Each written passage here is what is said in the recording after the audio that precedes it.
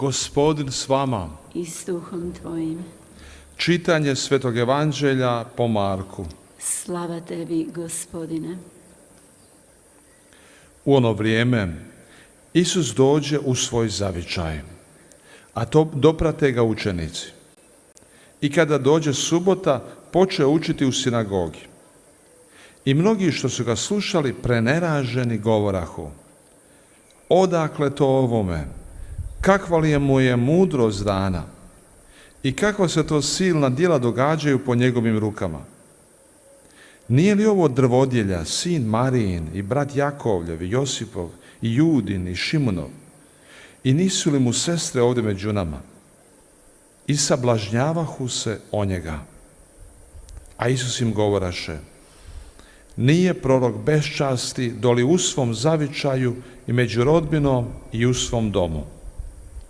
I ne mogaše ondje učiniti ni jedno čudo, osim što ozdravi nekoliko nemoćnika, stavivši ruke na njih. I čudio se njihovoj nevjeri. Riječ Gospodnja. Slava tebi, Kriste.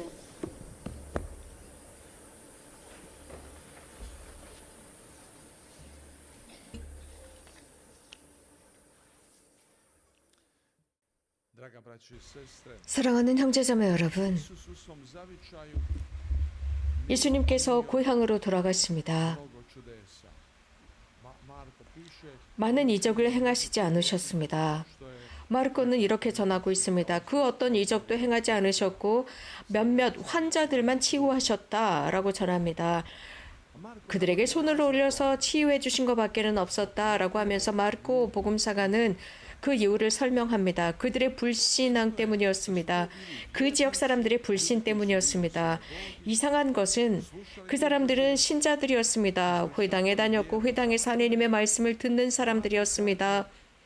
그리고 성실하게 율법을 지키는 사람들이었습니다.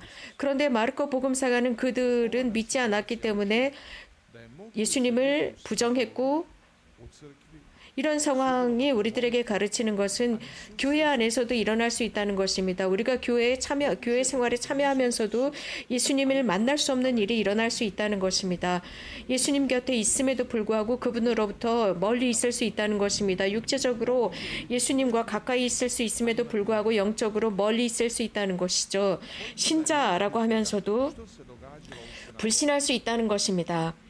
자, 오늘 복음에 등장하는 회당에서 어떤 일이 일어나는지 보겠습니다. 예수님 고향으로 돌아가셨고 거기에서 예수님의 말씀을 고향 사람들이 듣고 있습니다. 회당에서 말씀을 가르치는 그분, 말씀에 귀를 기울입니다. 하느님의 나라에 관한 선포였습니다. 당연히 이 자리에서 예수님께서는 자연이나 삶에 관한 예수님께서 늘 하시던 것처럼 이런 것의 비유를 들으셨을 것입니다.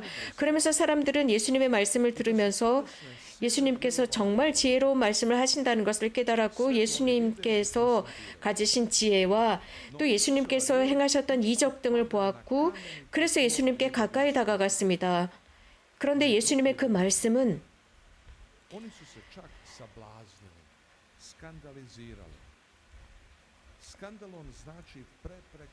돌길에 떨어졌습니다. 오히려 그 말씀은 추문이 되었습니다. 스캔들이 되었습니다. 그래서 예수님을 반대하는 이유가 되었습니다. 예수님을 반대하는 거대한 방해의 요소, 방벽이 되었습니다. 그러나 예수님께서 그들에게 하고자 하신 말씀은 그 하느님의 지혜의 말씀이었지만 그들의 마음 안에는 다른 생각을 가지고 있었습니다. 도대체 무슨 말을 하는 것일까? 저 말을 나한테 하는 것일까? 나에게 해당되는 것일까? 라는 생각보다 그들은 전혀 다른 적대적인 생각을 하고 있었습니다.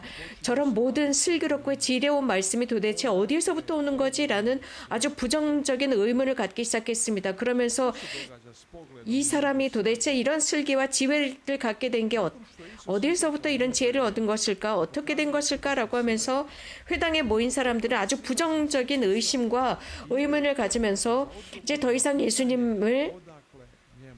예수님 자체로 보는 것이 아니라 이런 지혜가 어디로부터 오느냐를 찾기 시작했습니다. 그러면서 그 이유를 파고들기 시작했습니다. 그리고 예수님의 가족, 가족들에 집중하게 됩니다. 예수님은 목수의 아들이고 그의 어머니는 마리아가 아니던가? 라면서 수군댑니다. 그리고 나서 그들은 이제 예수님을 다시 바라봅니다. 예수님께 초점을 맞추고 또 그 예수님의 가족들에게 시선을 돌립니다. 그러면서 예수님에 대한 구체적인 것을 보지 못하고 무엇인가 다른 필터를 통해서 예수님을 보게 됩니다. 예수님의 가족과 즉 아버지 목수라는 직업, 어머니 마리아 아주 단순한 여성이라는 것을 보게 됩니다. 바로 거기에 그들의 생각이 픽스되어 버렸습니다. 더 이상 앞으로 나가지 못합니다. 그리고 거기에 자신들의 모든 결론을 내게 됩니다. 이런 집안의 아들인데 이런 말을 하다니, 이런 지혜를 갖다니 이것은 있을 수가 없는 일이야 라고 하면서 예수님을 부정합니다. 이런 지혜를 갖는 것은 있을 수가 없어. 이렇게 단순하고 이렇게 초라한 집안 그래서 이런 아들이 태어나다니, 이런 말을 할 수가 있다니 이것은 뭔가 잘못된 거야 라고 생각합니다. 그러면서 회당에 모인 사람들은 이런 식으로 예수님과 그 가족에 대한 생각을 하면서 당장 방벽을 치게 됩니다. 블럭을 시킵니다. 더 이상 넘나들지 못하도록 합니다. 그러면서 그들의 마음 안에는 불신이 생겨나기 시작합니다. 예수님을 향한 신뢰를 접어버렸습니다. 그러면서 그 회당에서의 분위기는 폐쇄적인 분위기가 만들어졌고 그들의 마음은 고집스럽고 마음이 닫혔습니다. 그래서 그들에게 예수님의 말씀은 들어가지 못했습니다. 우리는 여기서 정말 많은 것들을 배울 수 있습니다. 우리들의 내면을 위한 가르침입니다. 우리들 안에 어떤 일이 일어날 수 있는지를 보여주고 있는데 우리들의 인간 관계에서 즉 사람과의 관계, 하나님과의 관계 속에서 중요한 것입니다. 나자렛 사람들은 자신들의 관점이 깨끗하지 못했다는 것을 그들은 깨닫지 못했습니다. 그들의 마음 안에 무엇인가 들어가서 그들을 부정적으로 만들었습니다. 그래서 그들의 관점과 사고 방식을 다른 방향으로 돌려놓았습니다. 부정적으로 돌려놓았던 것입니다. 그래서 그들은 자신들 안에 무엇인가가 부정적으로 자신들을 돌려놓고 예수님에 관한 모든 생각들을 잘못 이끌어가고 있다는 것을 그들은 눈치채지 못했습니다. 자신들의 관점이 잘못되었다는 것을 보지 못하고 예수님의 가족이라는 필터를 가지고 예수님을 보게 됩니다. 그렇기 때문에 예수님을 직접적으로 그 말씀 그대로를 받아들이지 못하게 되고 예수님의 학교에 들어가지 못합니다. 여기에는 바로 인간의 마음을 이야기하고 있습니다. 인간의 마음에는 여러 가지 다양한 이미지가 있습니다. 예수님의 말씀을 기억해 봅시다. 내 눈이 깨끗하면 내 몸도 깨끗하다. 내 눈이 불결하다면 내 마음도 불결하다라고 하셨습니다. 우리들 안에 멋지고 긍정적인 생각이 자리하고 있을 때 그 생각은 우리들의 관점에 영향을 미칩니다. 그러나 우리들 마음 안에 부정적인 느낌이나 생각이 있다면 우리들의 관점도 그렇게 따라가게 되어 있습니다. 이런 영역은 전혀 다른 어떤 사람을 만들어냅니다. 마음이 깨끗한 사람은 행복하다. 하느님을 볼 수 있을 것이다 라고 하셨습니다. 여기 이 말씀에서 우리는 적어도 세 가지 요소를 배울 수 있습니다. 마음이 우리들의 관점을 바꾼다는 것이고 우리들의 마음이 불결할 때 정화할 수 있다라는 것입니다. 그래서 깨끗하게 볼 수 있음을 가르칩니다. 우리는 일상을 살아가면서 기회가 있습니다. 즉 사람들이 사진기를 가지고 사진을 찍거나 핸드폰으로 사진을 찍습니다. 인간의 눈도 사진기와 비슷합니다. 하지만 사진기와 다른 점이 있다면 그 필수적인 다른 점이 있습니다. 사진기나 핸드폰의 사진기는 그 상황을 찰칵 찍고 끝납니다. 그러나 인간의 눈, 시력은 그 사건 자체를 그대로 받아들이면서 그 받아들인 사건이 우리들의 행동이나 사고방식을 바꾸어 놓습니다. 예를 들어서 어떤 전경을 보았습니다. 그 전경을 보았을 때 눈으로만 찍어 놓는 것이 아니라 그 순간도 마음 안에 새겨집니다. 산을 보았을 때 그 산을 보는 관점, 시야는 예를 들어서 태양이나 혹은 구름만을 본 것이 아니라 인간의 내면 안으로까지 그것이 스며드는 것입니다. 자연은 사람이 지쳐 있을 때 혹은 기분이 좋지 않을 때, 우울할 때, 혹은 누군가 열렬한 사랑을 하고 있을 때 이런 모든 것들이 새롭게 보입니다. 시야에 새롭게 들어옵니다. 그 내가 사랑하는 사람이 새롭게 아름답게 보여지고 그가 걷는 모습도 예쁘고 미소 짓는 모습도 예쁘고 그가 바라보는 모습도 예쁩니다. 입을 다물고 있는 모습도 예쁘게 보입니다.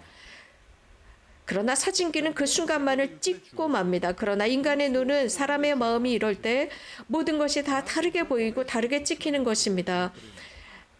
산도 똑같지만 사람의 마음의 상태에 따라서 그 산도 다르게 보이는 것입니다. 그 마음 안에 시기와 질투가 있다면 그의 관점은 아주 부정적인 관점으로 바뀌어버립니다. 하지만 그 사람의 마음 안에 사랑이 있고 자선이 있고 관대함이 있다면 내가 보는 상대편도 다르게 보게 됩니다. 자비하신 아버지의 비유에서 탕자가 집으로 돌아옵니다. 그 집에 아버지와 함께 살았던 큰아들은 작은 아들이 들어왔을 때 그 동생을 다르게 봅니다. 아버지도 다르게 봅니다. 어느 몇 년 전에 어떤 어머니가 이런 증언을 하셨습니다. 국제 청년 대회였는데 그 이 어머니는 18명의 자녀를 두고 자녀를 낳았는데 10명이 아직도 살아 있었습니다. 주변 사람들이 그런 말을 했답니다. 아이고 자식들이 저렇게도 많네. 아이고 불쌍해. 얼마나 힘들까. 과부이면서도 아이들이 15명이나 되네라고 했었답니다. 그러나 이 어머니는 한 번도 불행하게 생각하지 않았답니다.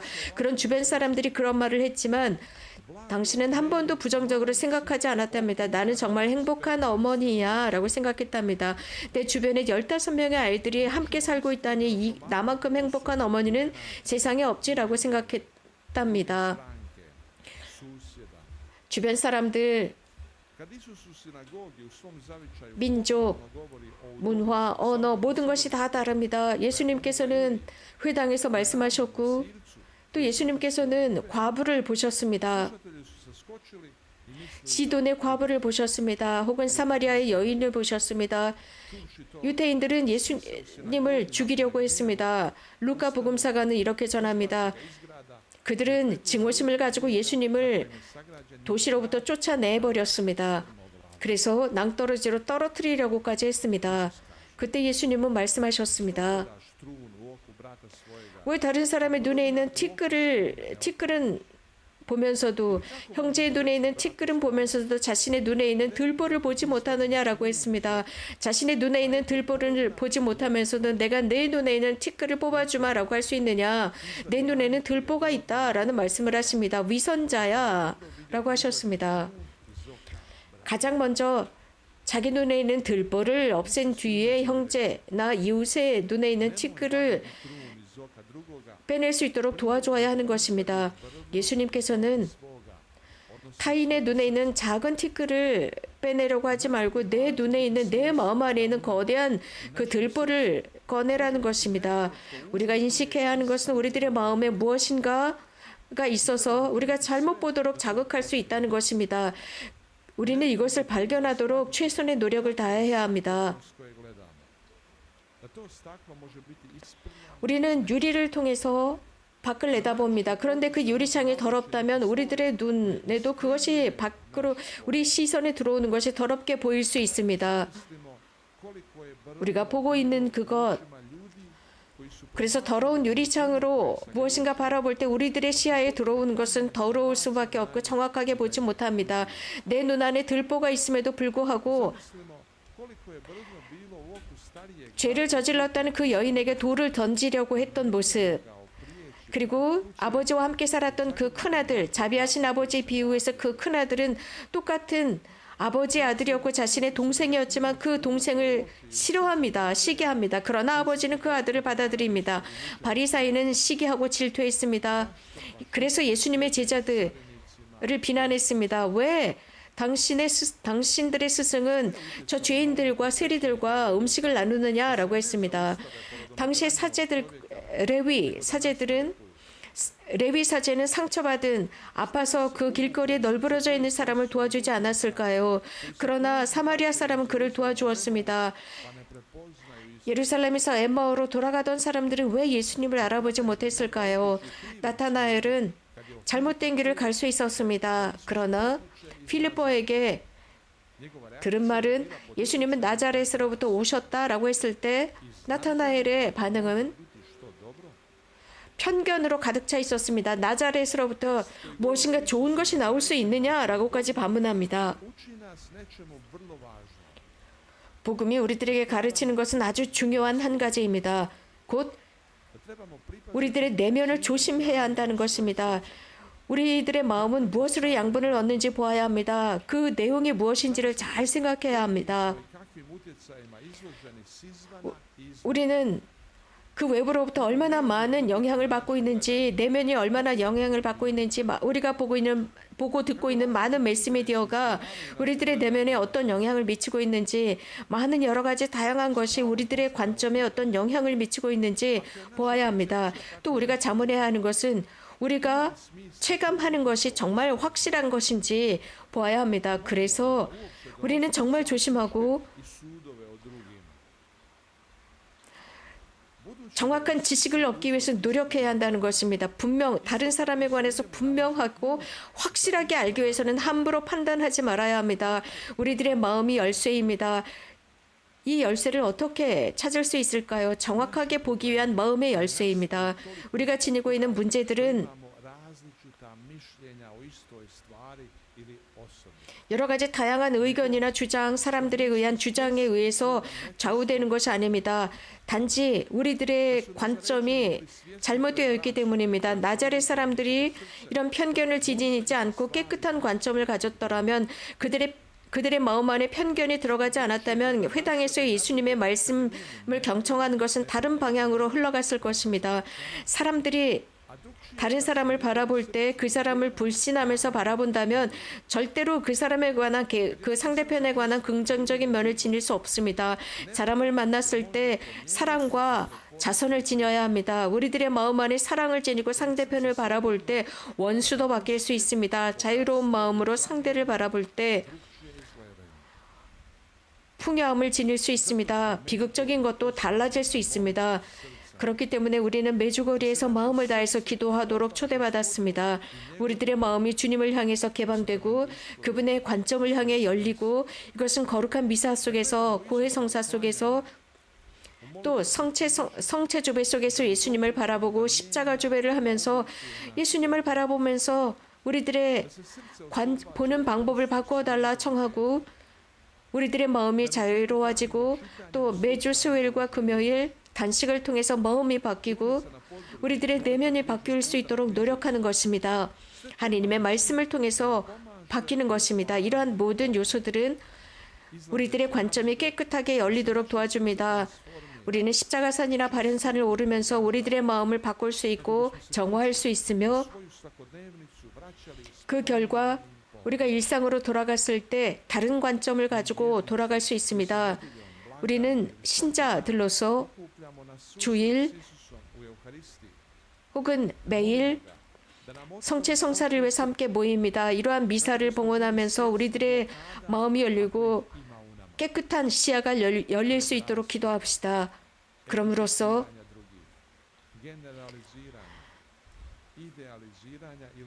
우리들 안에 있는 모든 장벽이나 바리케이드를 없애도록 합시다. 열등의식, 교만, 우리들의 이기심, 고집스러움, 용서하지 못하는 상황, 내 자신과 이웃을 용서하지 못하고 시기와 질투 등등 이러한 모든 것을 없애주십사 기도합시다. 그래서 주님께서 우리들의 마음을 당신의 사랑으로 정화해 주십사 청하고 오늘 복음에서 일어난 나자렛 사람들, 회당에서 일어난 그러한 사건들이 우리들 안에서 일어나지 않게 해달라 청하고 우리도 노력합시다. 아멘.